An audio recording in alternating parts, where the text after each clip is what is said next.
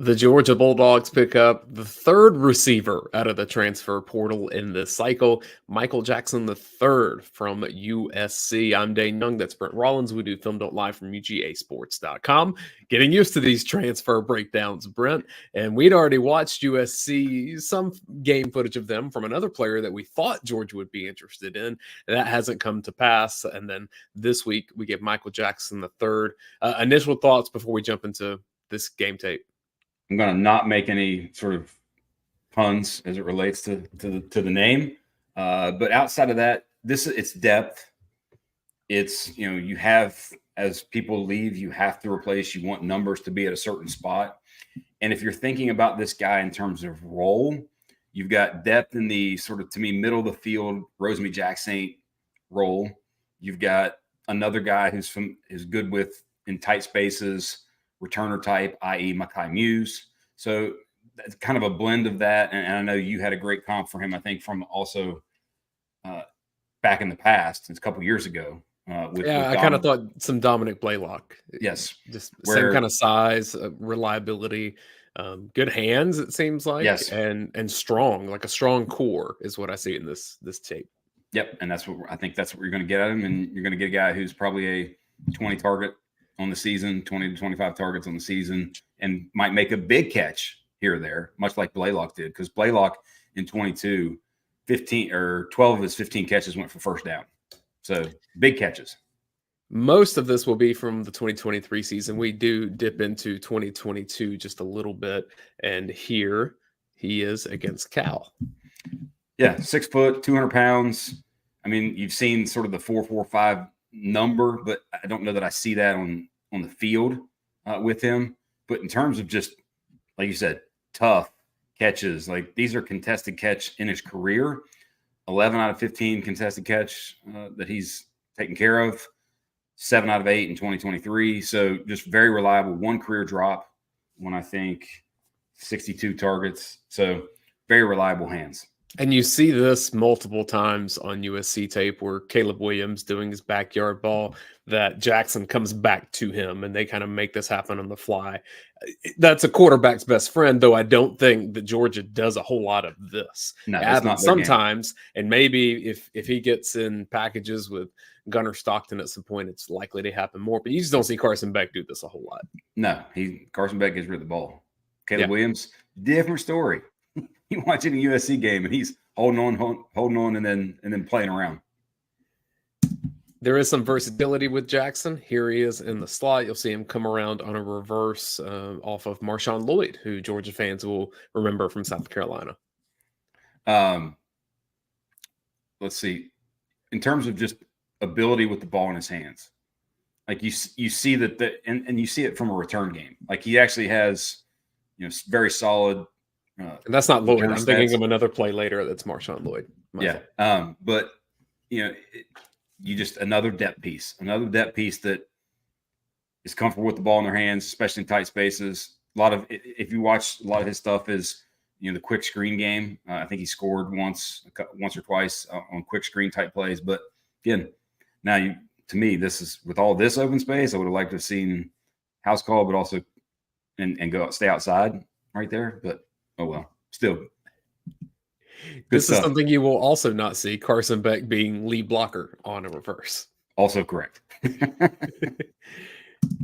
Next up, we have punt return here on some grainy footage. Yes, YouTube when you got to search for that. But this was called back, but still, it's one of those where you see the ability, and you just lost your primary punt returner to the portal and Makai Muse, but we've seen what we think Anthony Evans can be, but it's not like you want to just have one guy with that level of experience. Now, Dominic Lovett has some of that experience, but it's not really a role they've asked him. And I think because of what he carries, the load he'll carry from a target share next season, not going to ask him to do that.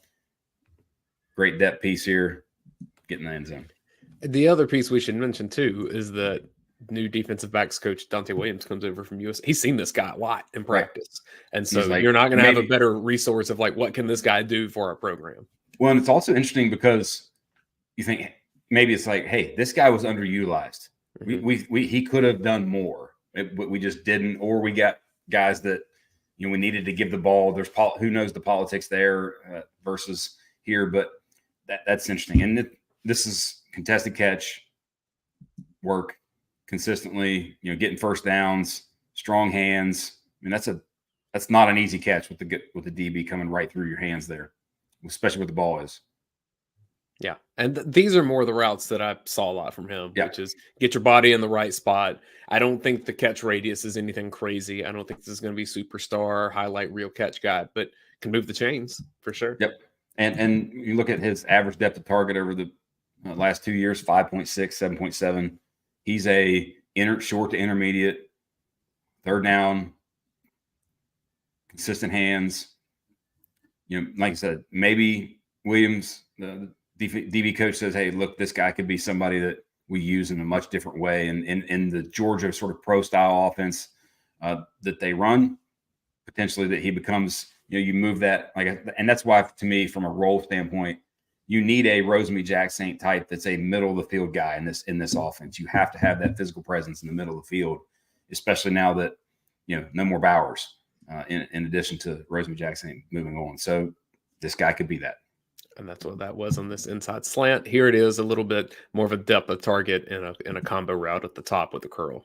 Yep. And Notre Dame was actually his most targets, most receptions against Notre Dame. 6 catches, 51 yards against Notre Dame this past year. And I think these next 2 plays are that. And again, it's just over the middle type, physical, strong hands, go make catches, 1 career drop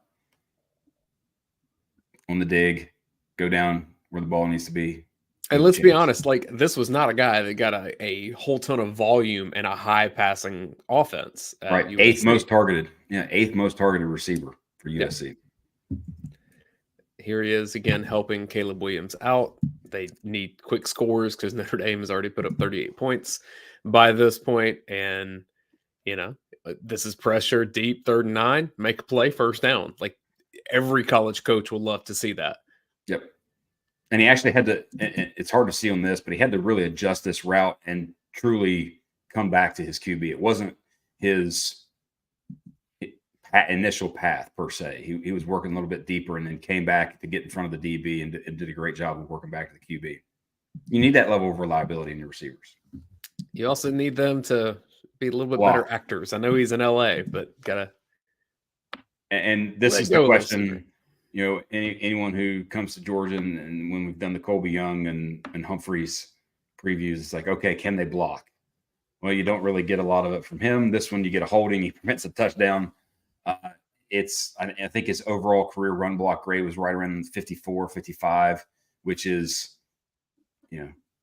not great, but it's, if you don't do it, and here's the thing, maybe he can, just didn't necessarily get the opportunity to a lot, but he's going to have to do it, obviously, at Georgia to find his way on the field. And he knew. There's Marshawn Lloyd, by the way. I mean, you could see him release here and know that he held on too long and the ref was going to call him on it. Yep.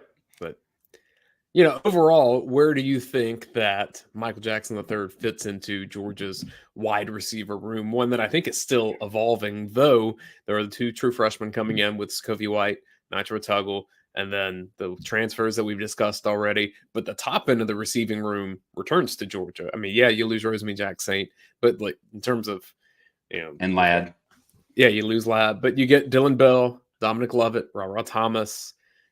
And then after that, I think is when you start looking and saying, okay, there's a lot of room here for younger players, either second year at Georgia or first year at Georgia. Yep. And I think Colby Young is definitely going to have a true role because of his size, because like we talked about with him, he's something that's unique.